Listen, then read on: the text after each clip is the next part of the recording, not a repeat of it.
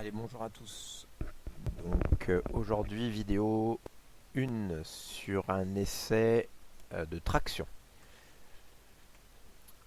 Donc nous allons utiliser, pour cela, j'ai modélisé sur SolidWorks une petite barre d'acier de 3 mètres de long et de section carrée de 12,5 mm de côté.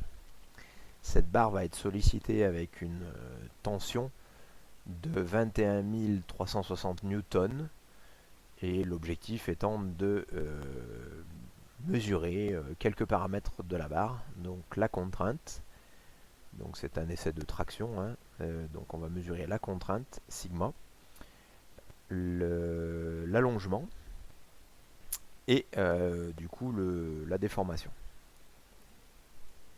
Donc nous allons ouvrir cette barre, donc avec Project, donc on va importer le fichier, donc cette barre en acier carré, voilà. Donc on se rend compte que la barre arrive au centre de la fenêtre. On va avec la souris zoomer, faire basculer cette barre en version 3D et ensuite je vais la centrer sur la page avec cette icône. Voilà, on va zoomer encore un petit peu. Alors tout de suite, moi j'aime bien faire un petit repère sur SimSolid, hein, du repère X, Y, Z. On se rend compte ici que l'axe, alors c'est pas très visible je trouve leur repère, l'axe longitudinal de la barre est sur Z, hein. Donc voilà, donc pour cela c'est important parce que c'est là-dessus qu'on va se baser pour positionner notre sollicitation et donc surtout lui mettre l'effort, hein, donc la sollicitation selon cet axe là qui sera Z. Donc première chose, déjà je vérifie un petit peu si on a rentré la matière. Ici effectivement je veux partir sur un acier basique. Une barre, ce serait une barre en S235, hein, donc on est sur style. On va vérifier un petit peu les propriétés quand même. Donc on a le module d'élasticité, hein, qui a 200 000 mégapascales, pas de souci. Le coefficient de Poisson qui est à 0,3 environ. Une densité effectivement proche de 7,8. Ensuite, la résistance ultime, donc résistance à la rupture, qui est de 380 mégapascales, et la limite élastique qui est environ à 210 000 mégapascales. Donc pas de souci, on est bien sur un acier S235. Là, donc la première opération consiste à aller sur la ligne ici dans l'arbre de création Design Study, ce qui nous permet tout simplement d'aller activer les boutons qui sont ici et donc de choisir le type d'étude. Donc nous on va faire une étude linéaire, donc une étude statique, hein, voilà l'idée de structural linéaire, hein, c'est une pure étude statique. On verra un petit peu les autres sur d'autres vidéos. Voilà, en cliquant sur cette icône, on a plusieurs icônes qui apparaissent. Donc la première partie ici qui consiste à positionner les blocages. Donc on a un support immobile. Donc là c'est comme si on était sur un appui fixe. Ici on a donc un slider, hein, donc un support type slider. Donc là on va avoir une mobilité. Selon les autres axes, on va simplement avoir une immobilité selon l'axe, ici on le voit bien longitudinal. On va avoir ensuite un pivot, et puis voilà principalement les trois premiers. Ensuite ici nous avons toute une série d'icônes concernant donc les sollicitations, hein, c'est là où on va mettre les efforts, on va pouvoir mettre les pressions, on va pouvoir mettre aussi le fait que l'on applique la gravité, donc que l'objet soit soumis à son propre poids. Voilà, et puis ensuite on a pas mal d'autres choses qui concernent peut-être d'autres études, hein. Voilà, on va pouvoir appliquer des sollicitations thermiques et autres. Et ensuite en dessous on aura, alors pour l'instant non activé, hein, mais des icônes concernant les résultats. Donc le lancement de l'étude se fera par ce bouton là, une fois qu'on a rempli les autres éléments. Et ensuite, ce bouton-là va nous permettre de récupérer tous les éléments que l'on souhaite. Donc on l'a dit tout à l'heure, la contrainte, la déformation, l'allongement, etc. Voilà. Donc on va rentrer, nous on est dans un essai de traction pure, donc on va mettre ici un appui fixe. Alors l'appui fixe, on va pouvoir le positionner selon une face, selon une arête, une ligne, et selon une zone délimitée. Voilà. Donc nous on est sur une face, on va zoomer un petit peu sur la face inférieure. Alors c'est pas évident, donc il faut faire tourner un petit peu l'affaire. Voilà, on zoome. On vient se positionner dans la zone blanche ici pour l'activer et on clique sur la surface. On voit que la surface devient jaune. Donc ça veut dire qu'on l'a bien sélectionné. Et on fait OK. Donc là, on se rend compte qu'on a comme des petits traits. Alors d'ailleurs cette symbolique sera différente si on utilise les autres types d'appui.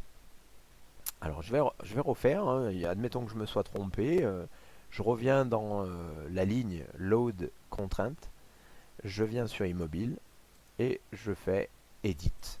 C'est un petit peu comme SolidWorks, on édite la fonction et je me rends compte de ça. Donc voilà, je me suis trompé, je clique sur la surface, ici, je fais Delete pour la supprimer et ensuite je clique sur l'autre surface et je fais OK. Voilà, on voit maintenant que c'est la surface du dessus qui aura été choisie. Donc bien entendu, on va revenir sur la première chose. Après, bien entendu, vous pouvez voir aussi qu'on peut l'éliminer complètement. Parfois, on n'aura pas le choix, on ne peut pas la rééditer, on sera obligé de l'éliminer. Donc moi, je vais simplement la rééditer, supprimer cette surface et bien sélectionner la surface du bas. OK. Je vais maintenant sur la surface opposée appliquer un effort. Donc là, il faut dézoomer, faire tourner un petit peu la pièce. Alors là, c'est vrai qu'elle est assez élancée, la pièce. Donc c'est pas forcément ultra pratique, mais c'est comme ça. Faut pas avoir peur de recentrer régulièrement, sinon on se perd un peu. Et donc je vais mettre ici, donc je ne vais pas appliquer une pression, je vais bien appliquer un effort.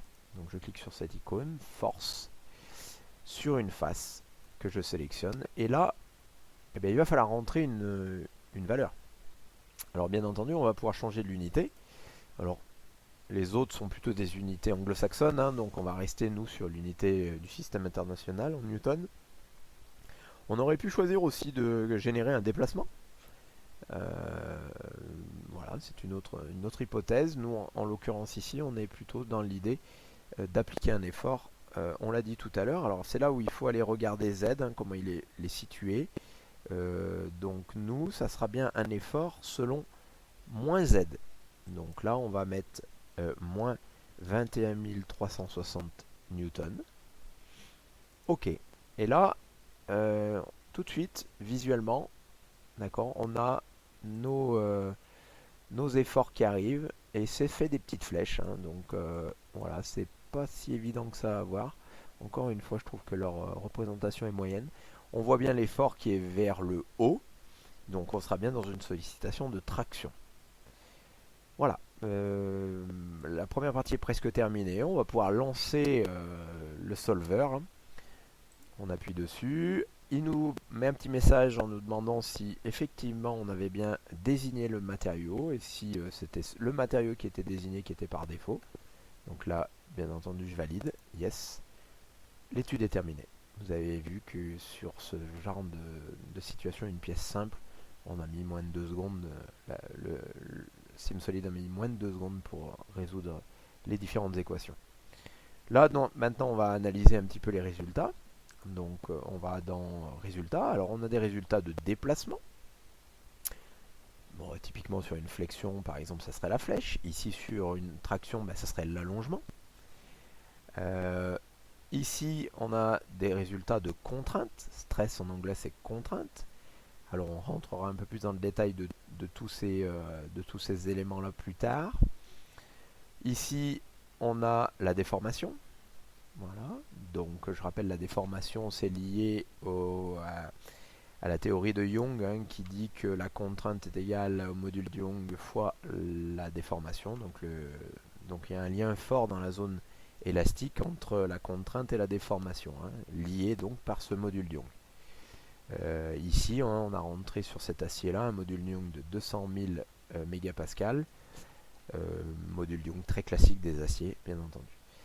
Ensuite, je passerai énergie. Je vais parler maintenant de safety factor. Donc là, ça va nous permettre de vérifier en fait où, alors sur certains systèmes, quelles sont les zones qui sont au-delà du coefficient de sécurité que l'on a mis. Donc ça, c'est très intéressant. Ça va nous permettre de refaire une rétroconception.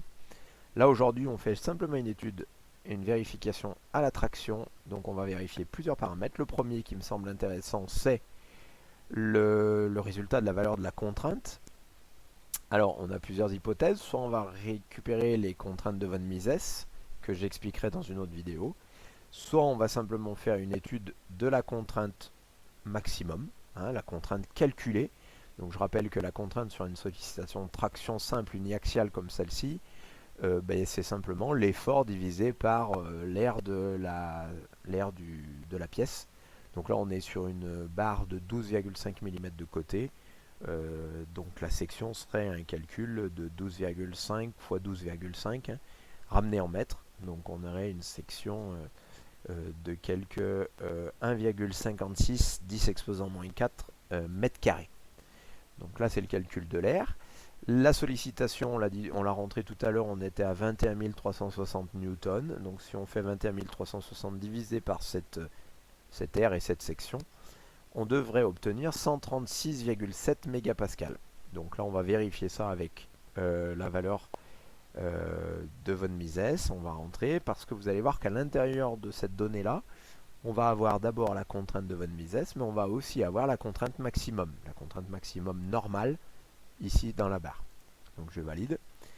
On se rend compte du résultat, hein, donc un panneau arrive, un panneau assez proche de tous les logiciels de simulation, basé sur des codes couleurs. Alors nous, ce qui nous intéresse, c'est regarder ce qui se passe ici. La contrainte max, on est à 1,36 exposant 2. Donc 1,36 exposant 2, ça nous fait bien 136,7 mégapascales.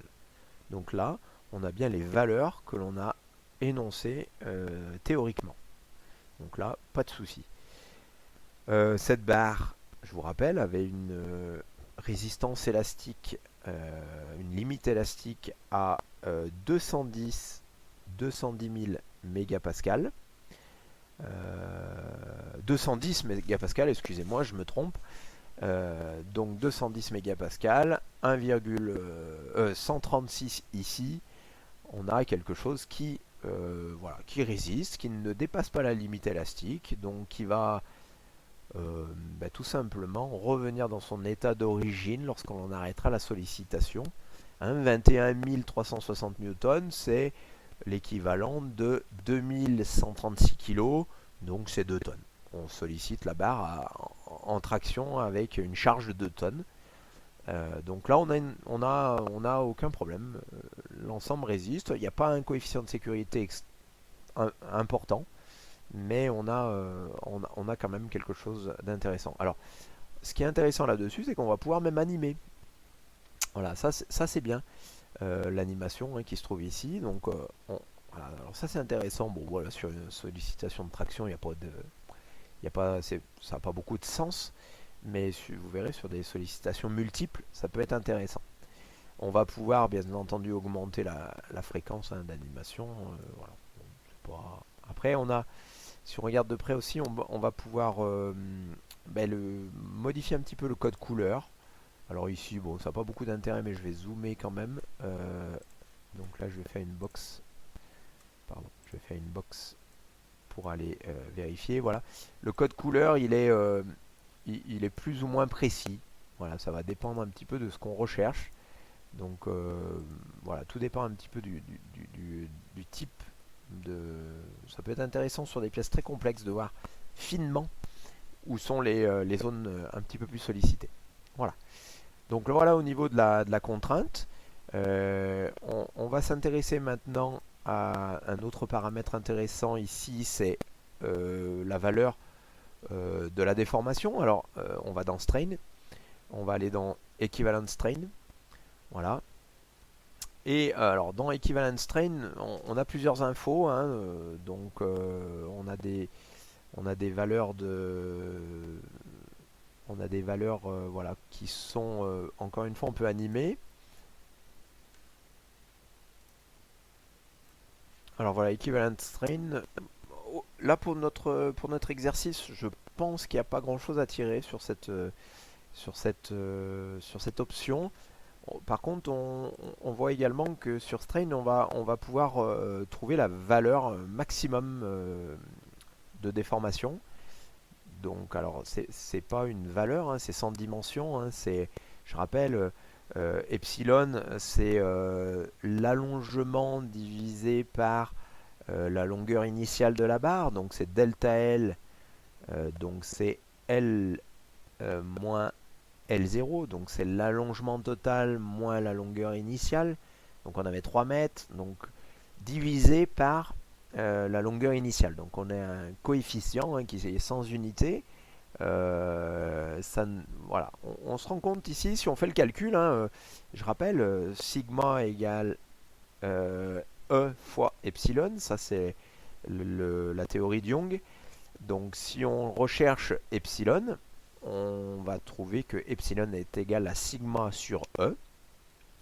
Donc le sigma de tout à l'heure, 137 à peu près mégapascal, divisé par E, le module de Young, 210 000 mégapascal. Voilà. Donc on a du coup une valeur qui est ici donnée, hein, 6,8 exposant moins 4. Voilà. Alors concrètement, ça confirme d'abord le calcul. Hein. Donc le logiciel est très fiable. Par contre, pour une exploitation directe, c'est pas forcément extrêmement intéressant ce paramètre-là. Par contre, le suivant est intéressant. Là, on va pouvoir revenir sur déplacement. On va regarder le déplacement sur Z uniquement. Hein. Donc, on se rend compte ici. Alors, on peut animer encore. Bon, ça c'est plus ou moins. Là, on va retrouver la même sollicitation, un étirement. Mais ce qui est intéressant, en fait, c'est de trouver la valeur finalement de déplacement. Alors, je rappelle, hein, cette valeur de déplacement. Eh bien, on va l'obtenir hein, au niveau du calcul en faisant epsilon de tout à l'heure, hein, donc la déformation, multiplié par la longueur initiale. Voilà. Donc là, on trouve dans le calcul de 2,05 mm. Hein, regardez, c'est la valeur que l'on a ici. Alors, le mini et le maxi, attention. Hein, le mini et le maxi, c'est une interprétation. Hein. Ces logiciels, c'est très bien, maintenant, il faut les interpréter. Ici, on allonge en moins z. Donc, la valeur qui est indiquée ici, c'est la valeur de déplacement. Voilà. Et effectivement, on se déplace bien en moins z. Et on se déplace de la valeur de moins 2 mm. Cette valeur-là, max, il n'y a aucun intérêt. Hein. Elle est exposant moins 4. Vous imaginez 3,4 exposant moins 4. Bon, c'est la limite des logiciels de calcul. C'est qu'il faut vraiment interpréter les choses. Ça veut dire que lorsque l'on n'a pas la sollicitation, on n'a pas de déplacement. Voilà, c'est l'interprétation. Voilà. Voilà ce qu'on avait à dire, je pense, sur cette pièce. Je crois que j'ai à peu près fait le tour. Alors, tant que j'y suis, il peut y avoir des options intéressantes. On va faire une box encore de... Voilà, ici. Vous avez un spot, ici, pic info. Donc là, tout simplement, on va pouvoir aller rechercher les infos sur une zone particulière en simple clic. Donc je clique ici. Avant ce point que j'ai cliqué, on va avoir un déplacement. Vous voyez, alors là, bon, parce qu'on est sur la légende, hein, on est sur le déplacement en Z. Alors, ça vaut peut-être pas bien le coup de le faire ici en déplacement. Ça vaut peut-être le coup de se remettre en von Mises. Et là, on peut aller venir regarder ce qui se passe, par exemple, sur la tranche ici, sur le point de tranche. Donc là, on a 136 mégapascal. Logique, logique. Toute la barre est étirée, on est à la contrainte max. Alors on a plein d'autres choses, on a les coordonnées de ce point que je viens de cliquer, On va avoir les déplacements éventuellement de ce point. Enfin, toutes les autres infos sont résumées ici. On va pouvoir faire pareil hein, au niveau de la face. Donc on va sélectionner toute la face. On a encore également la même sollicitation. Hein. On voit bien, c'est toutes les infos que l'on a là-dessus. Voilà. On voit bien qu'on est, c'est la sollicitation sur Z. Hein. C'est une contrainte normale et l'axe Z étant l'axe longitudinal, on la retrouve aussi stress Z ici. Hein. Ok. Voilà, close pour terminer. Je crois que j'ai fait à peu près le tour. Cette fonction, on la verra plus tard quand on sera sur des systèmes. Ça sera intéressant ou sur des appuis. Alors, c'est tout simplement quand on fait un somme des forces. Bah ici, on va pouvoir retrouver les réactions aux appuis. Ça, c'est intéressant. Alors, on peut le faire, hein, mais la réaction d'appui ici, on sollicite avec un effort FR en moins Z de 21 360 newtons, on se rend bien compte que sur l'appui, on a une réaction aux appuis de cette valeur. Voilà, on le retrouve ici, hein, composant sur Z 21 360 newtons. Voilà. Je crois que j'ai à peu près terminé. Oui, donc on stoppera la vidéo ici. Voilà pour notre première étude d'une pièce sollicitée en traction. Merci.